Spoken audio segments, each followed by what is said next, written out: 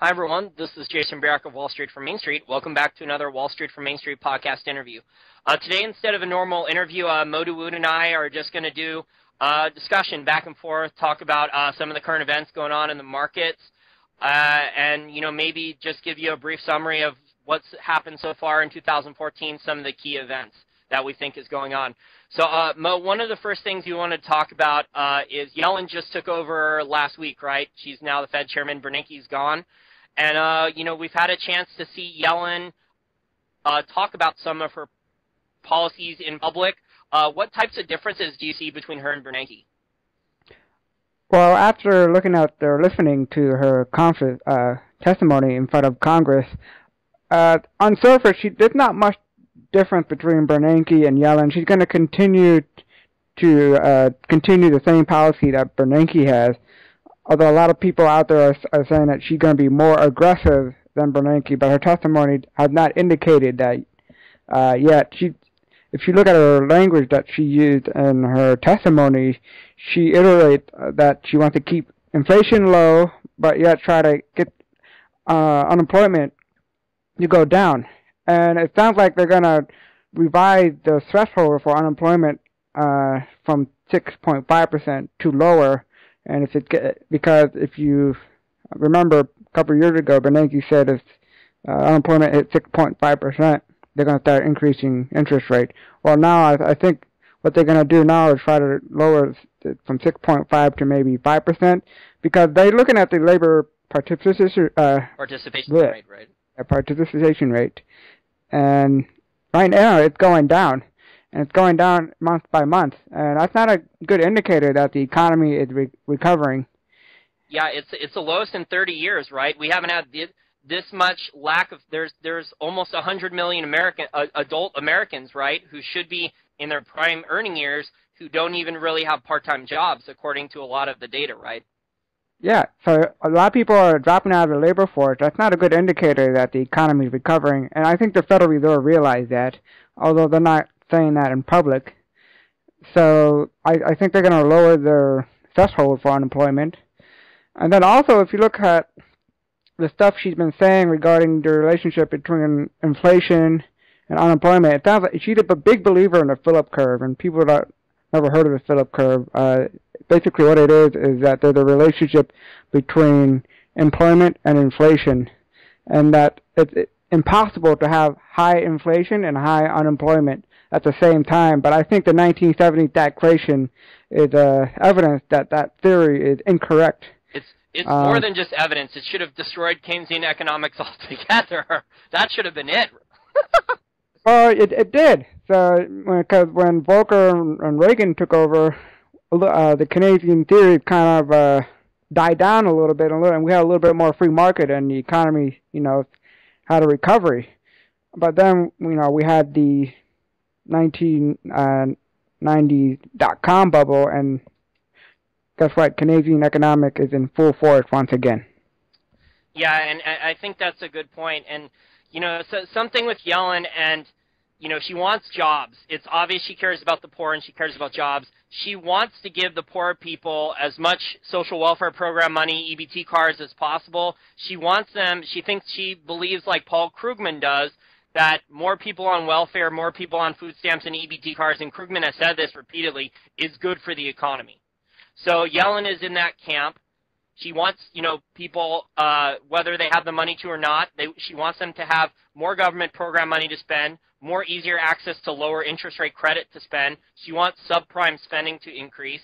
And another thing she wants is out of the typical, Keynesian playbook, Mo, she wants a cheaper currency to boost exports because she thinks that will improve the economy and create jobs and things like this.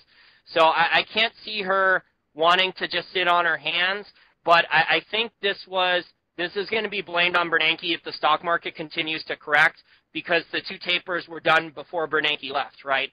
So she can just say, well, it was Ben's idea to try this before he left.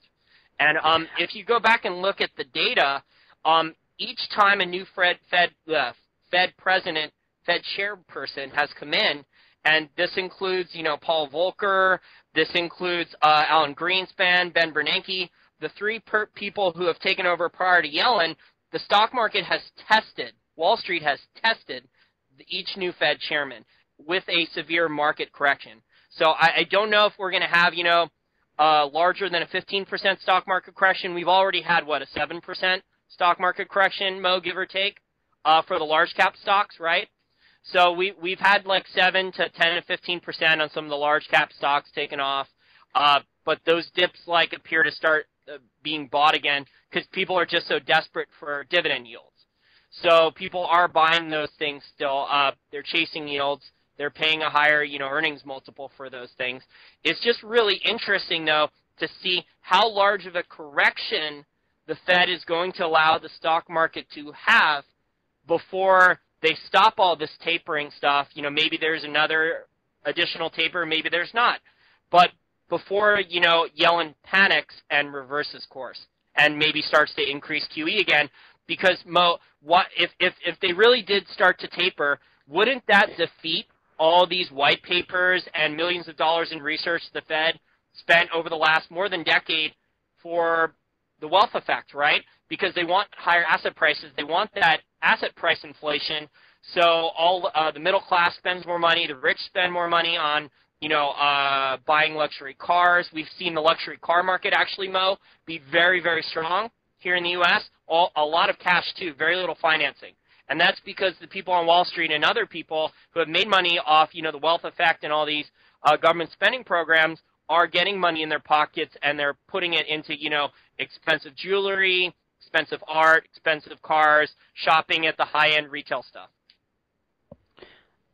Yeah, and I agree. And I think what's going to happen with the taper is we're going to have what Jim Rickett called a taper pause, where they're not going to do anything for a little while and see what happened to the market and look at the economic data and the labor market and then go from there. But I don't see them allowing the stock market to crash and go down, because that defeats what they're trying to do, which keep the stock market high, nominally higher. Exactly.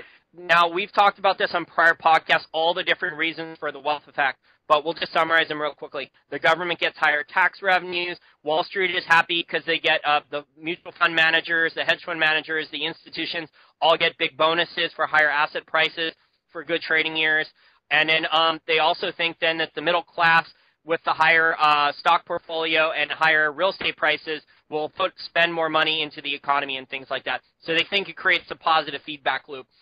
Go and look at white papers about the wealth effect if you doubt this. The Fed has spent too much time and money writing about the positive effects of the wealth effect, in my opinion, to allow a stock market correction of 20% or more. Now, we could go back and say, what about 2008? Well, I think the rules changed after 2008, Mo, because the Fed allowed some free market forces. They allowed Lehman Brothers to fail for whatever political reasons or whatever, because, the Goldman people were there. They allowed Lehman Brothers to fail because they hated the people at Lehman Brothers and other stuff, and then that created, contagion, and all the banks had counterparty risk and derivative failures and margin calls and all these other things. So I really think the rules changed in terms of free market forces and allowing asset prices to drop after 2008. I think the Fed was testing it because maybe the stock market was going up too high too quickly, right? Because last year, we had a 30% rise in the general, about a 30% rise in the general stock market, over 25%, right? Yeah. Yes. Yeah. Yes. So the Fed wanted to take a little steam out of the teapot, or whatever analogy you want to use. They wanted to cool it off a little bit, let the market correct, because they didn't want all the people loading up unlimited margin debt, thinking the stock market could only go one way, straight up, and markets just don't behave that way. And, we've gotten to the point where maybe we have a little bit more of a correction on the downside, but if we have a larger correction on the downside, I think the Fed's going to step in, stop taper, and probably increase QE, because in a perfect world for the market manipulators, the interventionists, the central planners, they want asset prices higher. So they want bond prices higher, they want stock prices, the general stock market prices higher, they want real estate prices higher. The only sector where really they don't want prices higher is commodities, because, higher food prices, higher energy prices, those can lead to riots. But commodities are reflective of reality, though, and, they can't manipulate commodity prices down for forever, whichever commodity prices they're manipulating more than others. And also part of the wealth effect is that the wealth effect allows higher tax revenue to come in for the government so they can continue their deficit spending, because with the wealth effect and you get higher stock market nominally, that means more taxes coming in from capital gain and from people that trade all the time, and etc. So I don't think the government would want to see a big stock market crash as well. Exactly, and then, because tax revenues, if the stock market did decline 20%, I believe in 2008, the government lost almost 20% of its annual tax revenues during that time when the stock market crashed, because there was no capital gains really, except for the people who were shorting, which was a small minority because most people don't short, right? Only professionals really. And also the real estate crash, so a lot of real estate taxes went down as well. And also, I don't know if people heard, but the OMB put out a report regarding, it was the CBO or the OMB, forgot which agency, they put out a report regarding Obamacare, saying that over 2 million jobs will be lost as a result of Obamacare. So the Fed are going to have to step in and accommodate those job losses, and no, they have no choice but to increase the QE. Yeah, Mo, and I think it was Congressional Budget Office, they're bipartisan, and they also said in that same report that the budget deficit, which Obama said it wouldn't, would also increase by over $1 trillion, right? Over $1 trillion. Which means then it's essentially a tax, which is one of the reasons why the Supreme Court passed it. You know, so many lies were put in place just to get that thing passed. It's a bunch of bullshit, but yeah, exactly. Back to the wealth effect and asset confiscation, and this is an important thing for our listeners to understand, is that almost at all costs, the Federal Reserve and Congress need nominal asset price inflation. And there's really good articles on this from Daniel Amerman. It's his Turning Inflation into Wealth series. I don't agree with everything Daniel Amerman says. He's a former investment banker, and he created some derivatives over a decade ago, but he's right on the money on this, is that the Fed and the government need nominal asset price inflation in your stock portfolio, 401ks, bonds, and real estate, so they can confiscate more of your assets to fund government expenditures and stuff like that and redistribute the wealth. So I don't see that stopping. In fact, I see that accelerating. So they're going to lie about the real inflation rate. They're going to do financial repression. They're going to do a controlled worsening stagflation unless free market forces take over. And I just don't see a lot of evidence of free market forces in most markets taking over yet, Mo. I just see more and more intervention for now, although I think the gold market is starting to reflect supply and demand fundamentals finally. I think we finally put in a bottom here. What do you think? Yeah, we're starting to see a good price recovery in the gold market. Right now it's hovering around 1280. And ever since they did the QE taper, that's been nothing but good news for the gold and silver market, because now the risk on, risk off trade, it's kicking in, and people are moving their holding from treasury bond into other assets, and one of them is gold.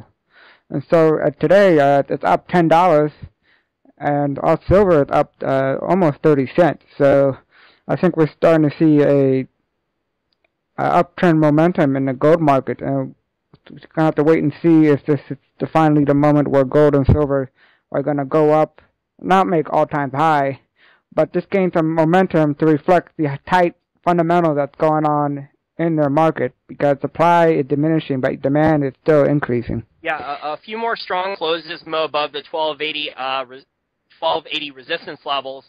Those will become support. And I think we're set up here over the next 6 weeks or so, 6 to 8 weeks. We're gonna test a 1320, 1350 range. We may get above that.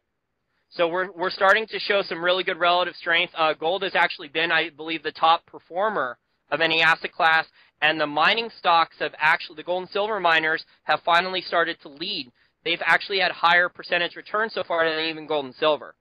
So some of them, the SILJ, which is the Pure Funds Silver ETF, headed by my friend Andrew Chainin over there, is the CEO. I just spoke with him again recently on a long call about his ETF. It's actually been the top performing ETF of any ETF on the stock market this year at about a 30% return. So the miners are, and not all miners are created equal, obviously. There are still pieces of junk out there, that are mismanaged and don't have cash in the bank and are probably going to go the way of the dinosaur or the dodo bird, pick your analogy. But if you do good due diligence, or maybe, Mo, you hire Wall Street for Main Street for some paid consulting work, we'll put a plug in there. Maybe you hire Wall Street for Main Street for a couple hours, and we'll teach you how to value these mining stocks, and we'll help you pick out the best ones that fit the amount of capital you have and risk tolerance and things like that. I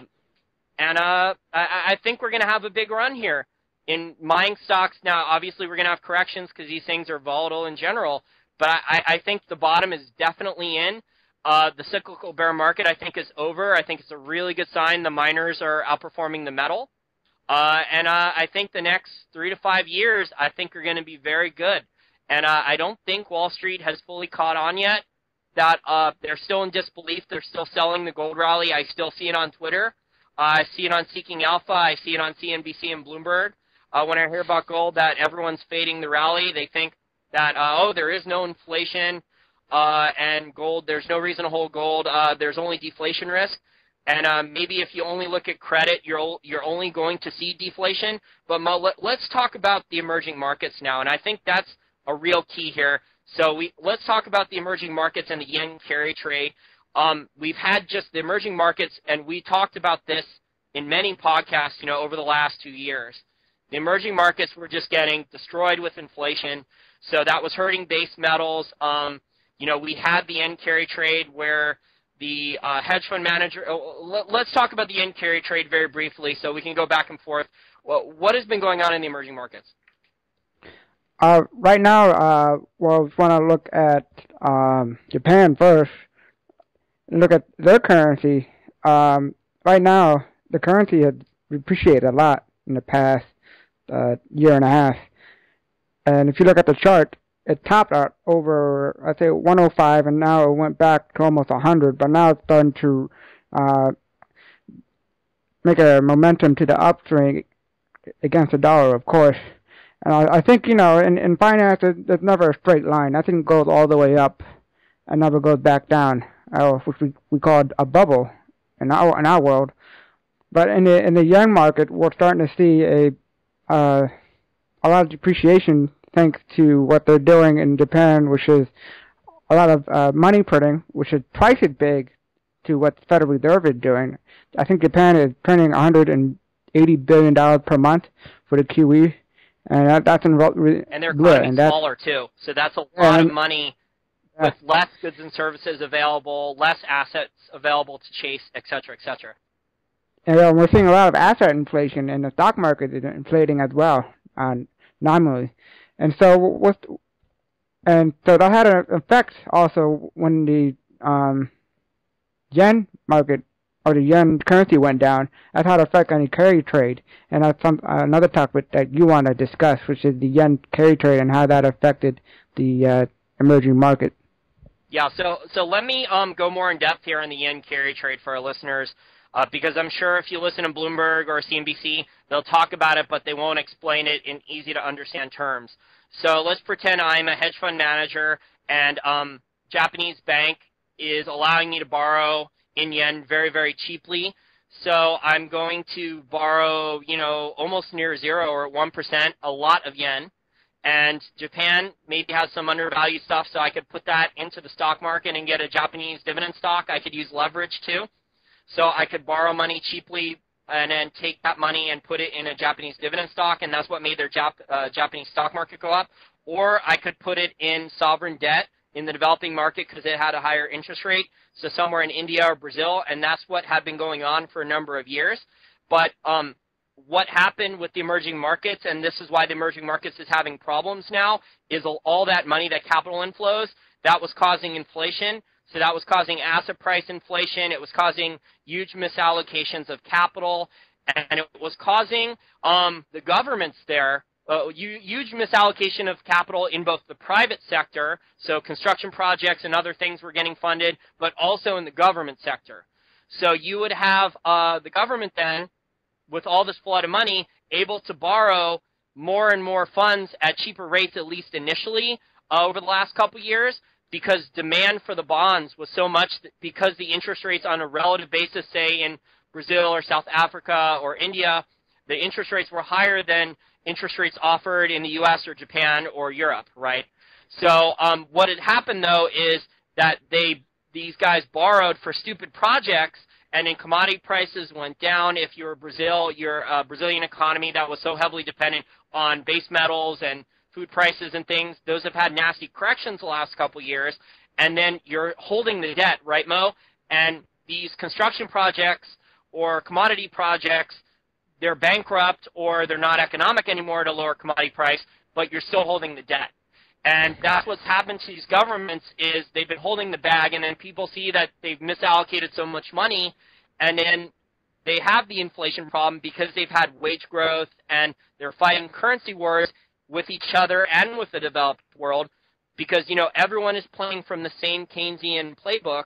Everyone wants, to devalue their currency. They want cheaper exports so they can have a competitive economy.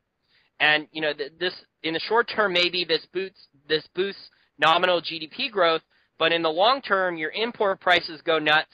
All the other goods that you're importing for your economy, either food or finished goods to make materials and stuff, the prices on those things are going up way higher, and the inflation goes into your supply chain, and then your manufacturers who initially, had that advantage with the cheaper currency, they don't have that anymore because their costs are going through the roof. And this is what's happened to the emerging markets and the developing world is, they've had wage growth due to, inflation and amount of workers that are going in there, the demand to build new factories and things like that. And then also they've had inflation from their global supply chain. Their input costs have gone up a lot due to their cheap currencies and the import prices going up. So the developing world, we've talked about this for 2 years. They've been going through currency wars and playing games with their currencies and things like that. But the emergents have, they had that money come in, but some of them wouldn't let it leave. So you had capital controls from certain countries where if a hedge fund manager put the money in for a higher interest rate, he couldn't take it out then, and the hedge fund manager would get pissed off and sue. The hedge fund might blow up then because he would get a margin call due to the leverage. Or then, they allow the money to leave, but then, they don't have the demand there and the interest rates have to go higher, or construction projects in the private sector are only partially funded then because maybe out of a $200 million project, 100 million was committed, but then someone took out the other 100 million that was supposed to be committed. So the emerging markets are just getting pelted with money, hot money moving back out and forth, currency wars, inflation, wage growth, higher import prices and things like this. And that's why the emerging markets, the stock markets and emerging markets have been the worst performers, and people are moving, money out of there and putting it into safer places in the U.S. And also, if you look at some of the food makers that have exposure to the global economy, like Nesta, which have a lot of exposure to Europe and China, etc., their growth has slowed down in 2013 because the emerging market economy had cooled off quite a bit in 2013 on to 2014. Yep. So that's another indicator that the emerging market economy is taking a little breather right now. Yeah, I mean, they'll eventually get their house in order.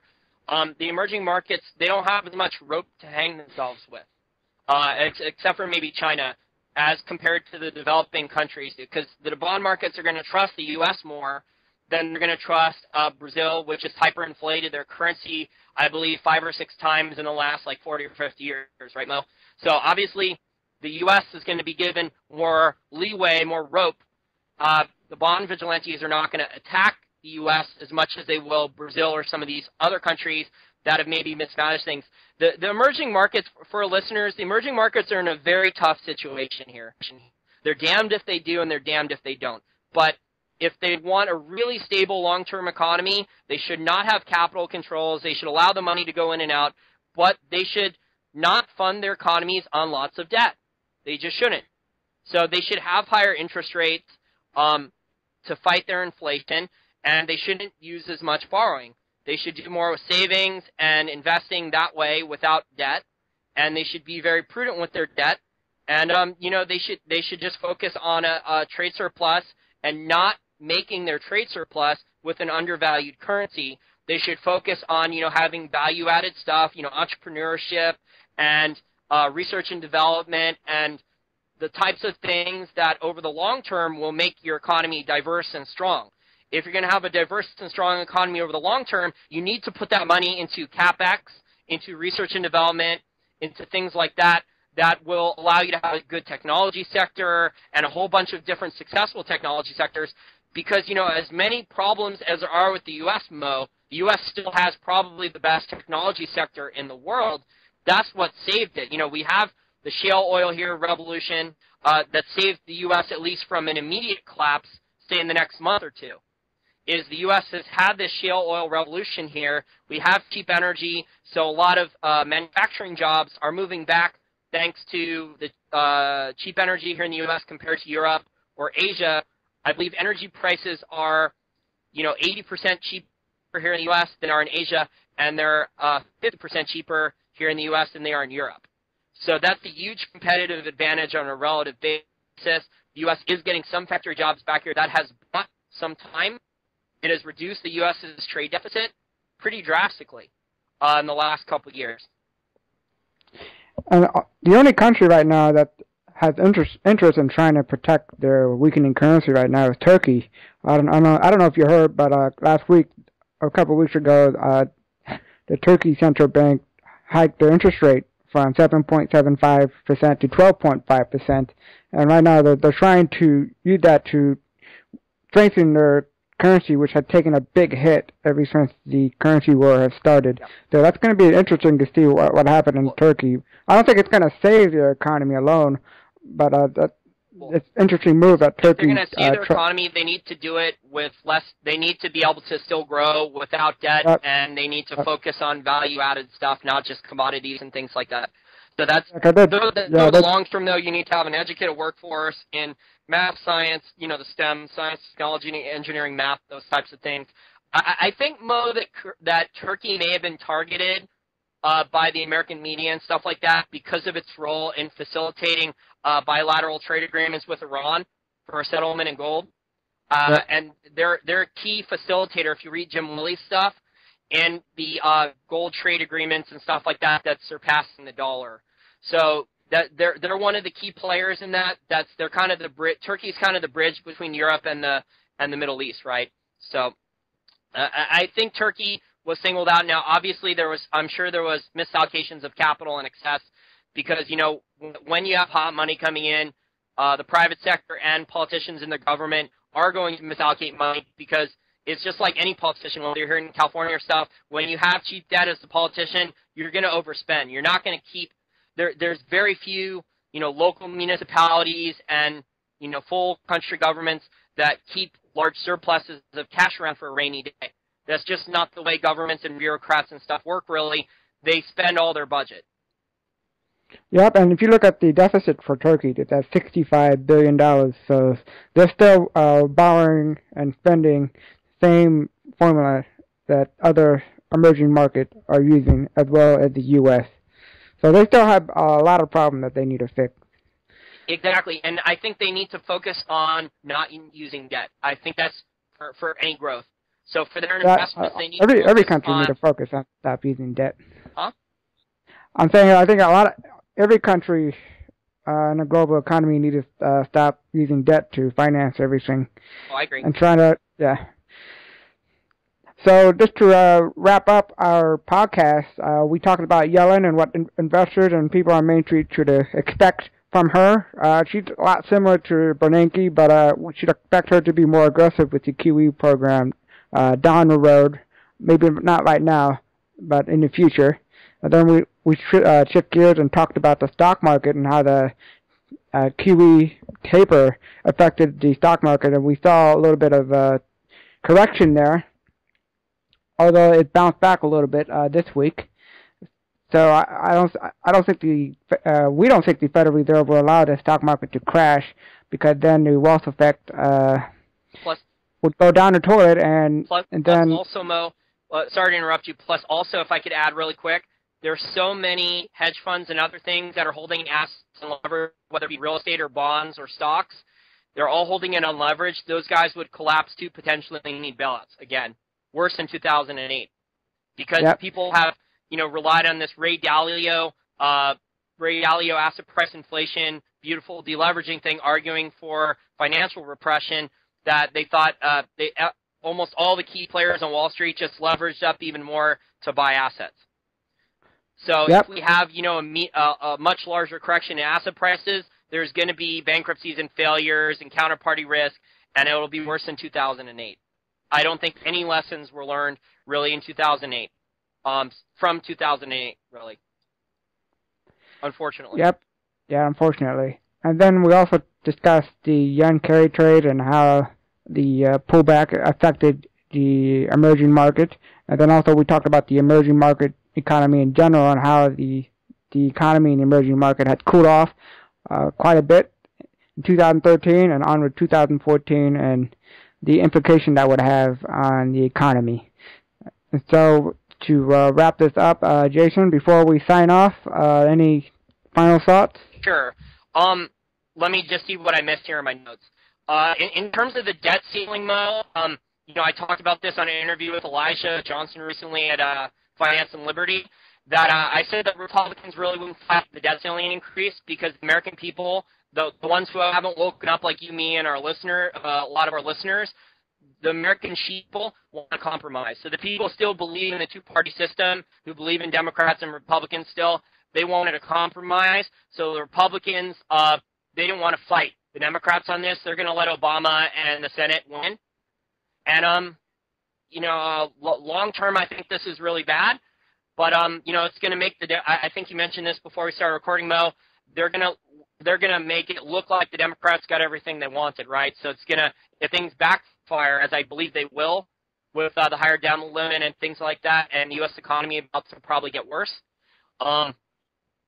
This is probably a good long-term strategic move for the Republicans, but I mean they're not any better than the Democrats. They're still Keynesians and neocons and believe in war and things like that. But it's just amazing though that they pretended to be Tea Party people. The Republicans did for a little while and fight, and now it looks like they've just given up on that. Yeah, there's not much difference between Republican and the Democrat, the liberals and the conservatives. So I mean, the Republicans are now on the sideline. They're going to let Obama and Democrat do whatever they want with Obamacare, the economy, and it looks like Obama's going to do whatever he wants, as he quotes. So a lot of executive power is going to be shoved down people's throats, which is going to make the economy worse. And it's going to be interesting to see how things go in the 2014 election and forward. I don't think a lot of people woke up enough to have another party come in and take over the Congress, but we'll see.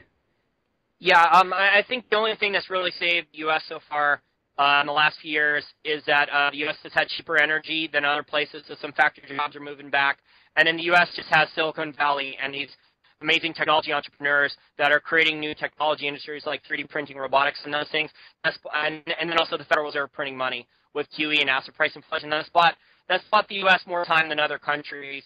But I have a couple more things on my notes here I wanted to cover. So, yeah, I think long-term, we're going to have Trey Nippa on soon. He's of shortjapandebt.com. He's a CME trader. I think he's going to be on for a podcast next week. So we're going to go in-depth on Japan. For listeners, we're going to try to cover all the reasons why we think the yen's in the most trouble in the near term of any developed market currency, why the Japanese economy is in the worst shape. But I think over the long term, maybe the yen will strengthen temporarily, but I think over the long term, the yen is going to go way lower against the dollar. And that means that there's going to be a lot of people doing the yen carry trade still, which means U.S. asset prices, they'll borrow and U.S. asset prices will increase, and people invest that money probably in the developing market.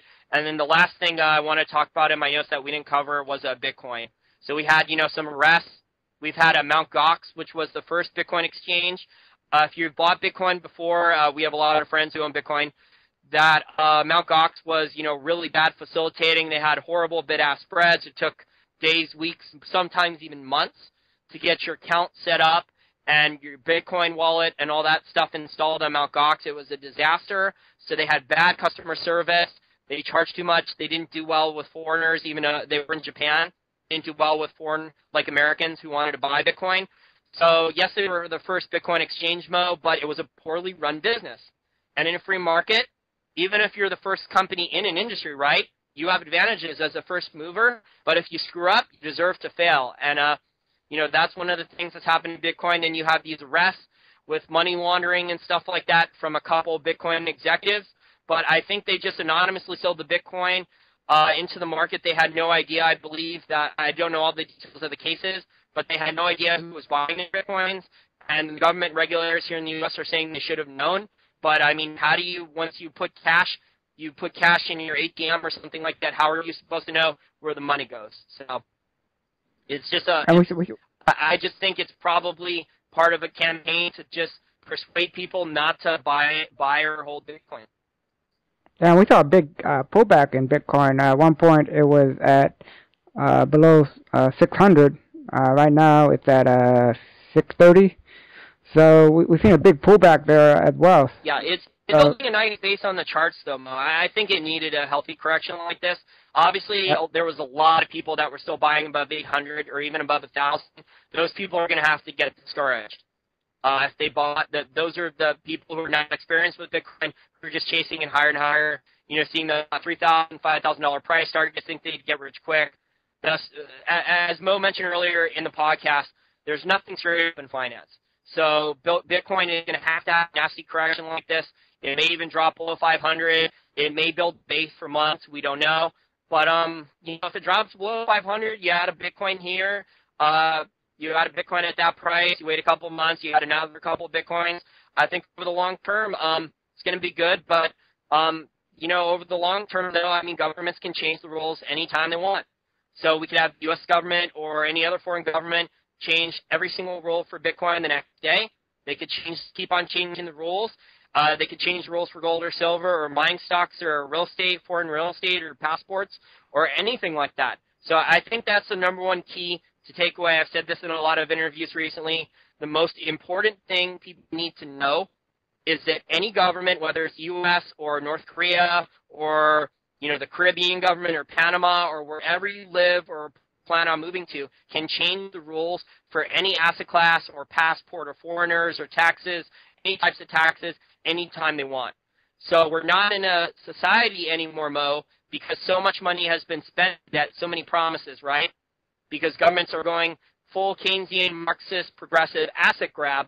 They need to grab what they can to pay for the promises that they made out. We're not in a society where it's going to be very easy to buy and hold everything, where the rules are not going to change and things like that. That's not the world we're living in anymore. It's not going to be like the 1950s here in the U.S., where you could you could just buy a couple stocks or something like that and hold them for 50 years and become a multimillionaire. The odds of that is pretty low. You're not going to be able to fund your family on one salary and be able to have, retirement and vacations and all those things for one family income. And, it's the taxes, inflation, lying about inflation, taxes being layered on, value-added tax. If the Democrats win the House of Representatives, a carbon cap and trade, taxes are going to be layered on, property taxes a little bit every year incrementally going up. We're living in a society where taxes, inflation, and rules changes of laws are going to happen, and we're going to lose our freedoms a little bit more, at least in the U.S., every single day. This is all going to be increasing incrementally every single day, week, month, year, Mo, going forward. Is that what you see too? Yes, that's a trend. A lot of freedom and a lot of economic freedom, personal and economic, going away every day. We're seeing more regulation, more taxes, more fees, to spying, the NSA, etc. I mean, there's a lot of stuff the governments are doing that people don't know about, and day by day, they're going to be exposed for that, and people are going to realize that they're not as free as they used to be, unfortunately. And so that's a wrap-up of our podcast. If people want to check out our other podcasts, they can go to our website, www.wallstreetfrommainstreet.com. We're also on YouTube. If you Google us or go on YouTube, you can find us there. We're also on iTunes. Just search for Wall Street from Main Street and subscribe. And also give us your feedback. Give us your rating on what you think about podcasts as well. So until next time, good luck everybody in the market and in the economy.